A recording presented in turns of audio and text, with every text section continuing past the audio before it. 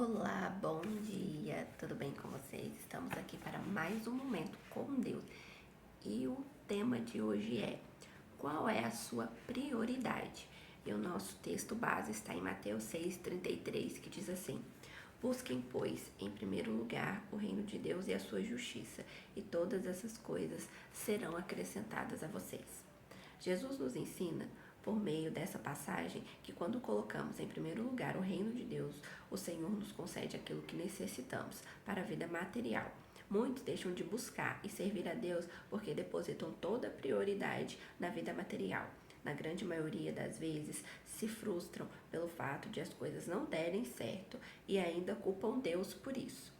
O importante é a bênção de Deus sobre a nossa vida. As demais coisas são consequência desse relacionamento. Muitas vezes somos traídos pelos nossos sentimentos, pela ansiedade, pelo medo de as coisas darem errado.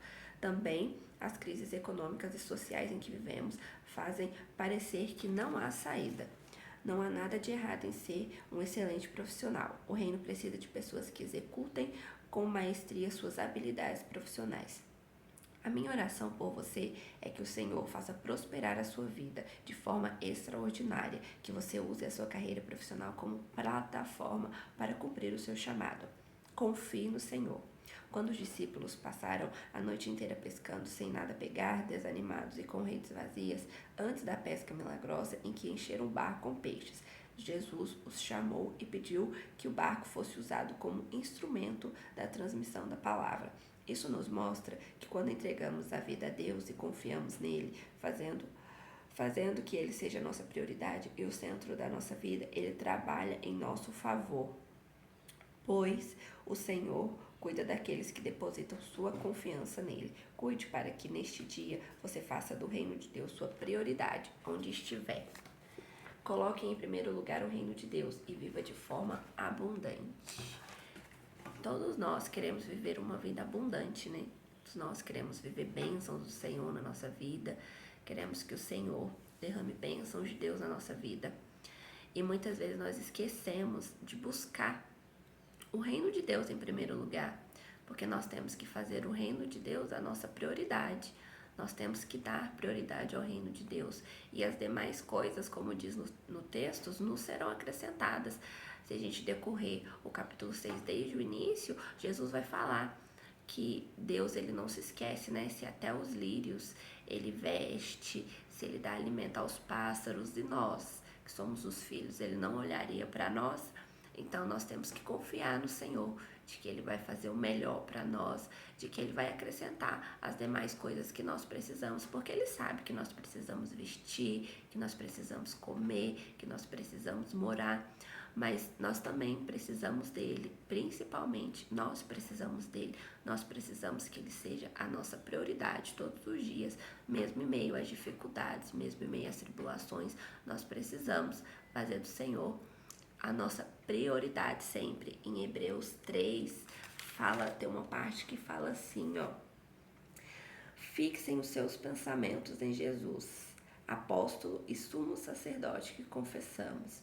Então nós temos que fixar os nossos pensamentos em Jesus, fixar os nossos olhos nele. Por mais que as circunstâncias à nossa volta sejam contrárias, nós temos que nos manter fixos no Senhor, manter os nossos olhos atentos nele, de que ele está no controle de tudo, né? E que se por mais que a gente afunde, ele vai nos trazer de volta, vai nos fazer respirar de volta.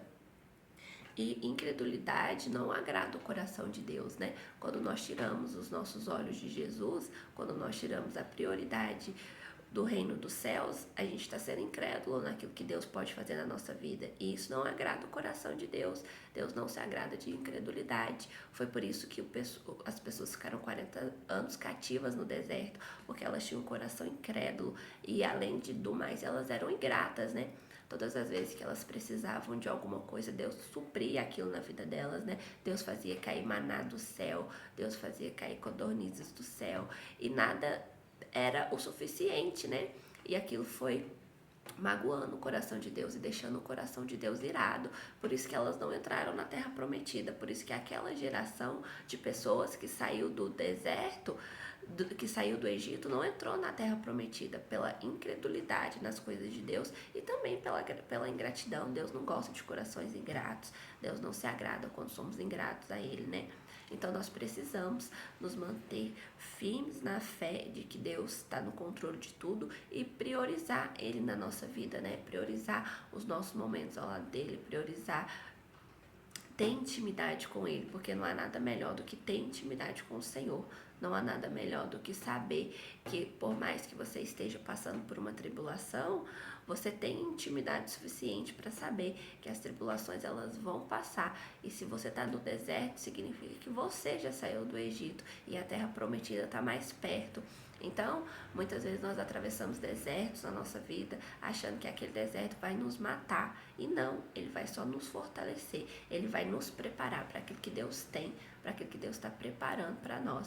Então, se você está passando por um momento difícil, priorize o Senhor na sua vida, priorize o Senhor, priorize ter momentos de intimidade com Ele, de conhecer quem Ele é e de ter a certeza de que Ele pode fazer tudo. Ele é especialista em causas impossíveis e por mais difícil que seja, ele está no controle de tudo. Ele vai cuidar de toda a situação contrária, aquela que você disse que não tem saída, que não tem solução, mas pode não ter saída para você, mas tem saída para Deus, porque ele é especialista em fazer coisas que são impossíveis aos nossos olhos para que o nome dele seja exaltado. Quando as pessoas saíram do Egito, elas foram em direção ao Mar Vermelho, né? E quando elas chegaram ali, elas se depararam com aquele mar ali e não tinha saída. Na frente tinha o mar e atrás estava vendo os guardas de Faraó.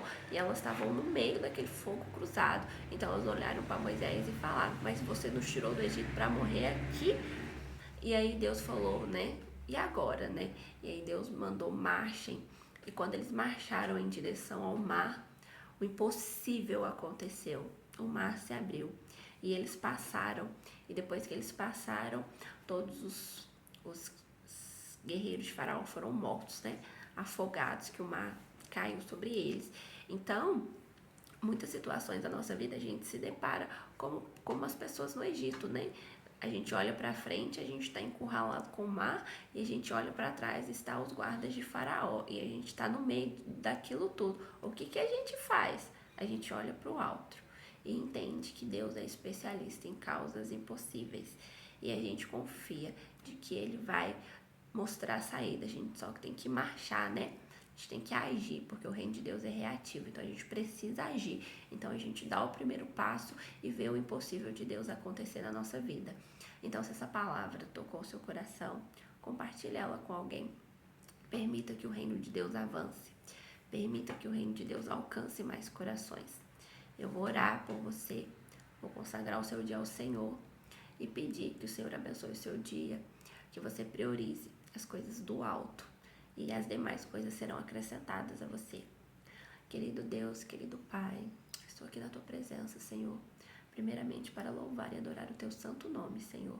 Peço que o Senhor alcance cada coração, Senhor, que o Senhor alcance cada mente, Senhor, e o Senhor dê entendimento para cada pessoa que está assistindo, Senhor, que primeiro vem o teu reino, as tuas prioridades, papai, e as demais coisas o Senhor nos acrescentarão, Senhor. Nos dê entendimento, Senhor, nos dê discernimento para entender as circunstâncias à nossa volta, Senhor, e que nós mantenhamos os nossos olhos fixos no Senhor, papai, que nós mantenhamos os nossos olhos fixos de que se o Senhor nos tirou do Egito e nos colocou no deserto, a terra prometida está cada vez mais próxima, Senhor. Nos ensine, Senhor, a ser crentes, papai, nos ensine a ter fé, papai, nos ensine a manter a nossa fé em Ti o tempo todo, Senhor, nos ensine a entregar o comando da nossa vida em Tuas mãos, papai, porque o Senhor sabe de tudo, Senhor, e quando o Senhor está comandando o barco, Ele não afunda, Senhor.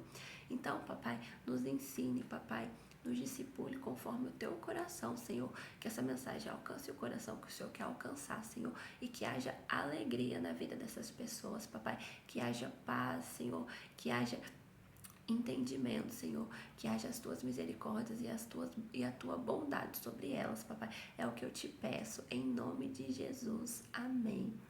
Que o Senhor venha tocar o seu coração com essa palavra. Compartilhe, se inscreva no canal, deixe seu testemunho aqui, eu tenho certeza que vai edificar outras vidas. Fiquem com Deus e até amanhã.